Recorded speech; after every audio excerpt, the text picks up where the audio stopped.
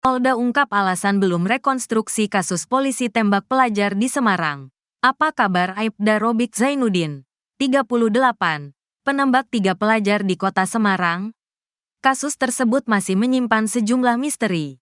Namun hingga kini Polda Jawa Tengah belum melakukan rekonstruksi kasus penembakan. Alasan polisi tak kunjung melakukan rekonstruksi lantaran berkas masih di meja Jaksa Penuntut Umum, JPU, Kejaksaan Tinggi, Kejati, Jawa Tengah. Kami masih menunggu berkas perkara dari Kejaksaan atau petunjuk dari Jaksa untuk melakukan rekonstruksi, kata Kepala Bidang Hubungan Masyarakat, Kabid Humas Polda Jawa Tengah Kombes Pol Artanto di Mapolda Jateng, Kota Semarang, Selasa, tanggal 24 Desember tahun 2024.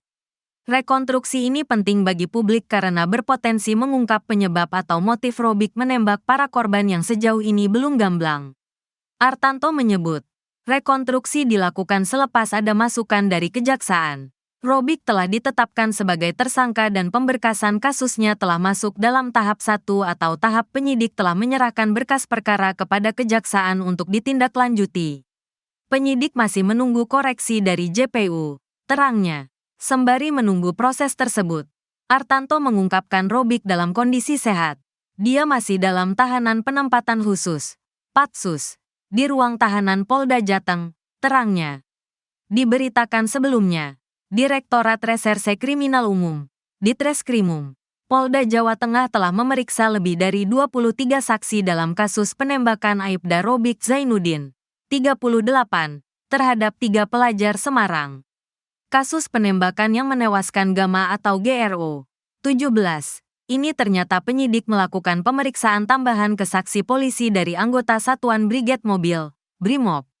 Iya, ada saksi anggota Brimob yang kami periksa. Dia saksi tambahan, kata Direktur Reserse Kriminal Umum, Direskrimum, Polda Jawa Tengah Kombes Pol Dwi Subagio saat dihubungi, Kamis, tanggal 19 Desember tahun 2024.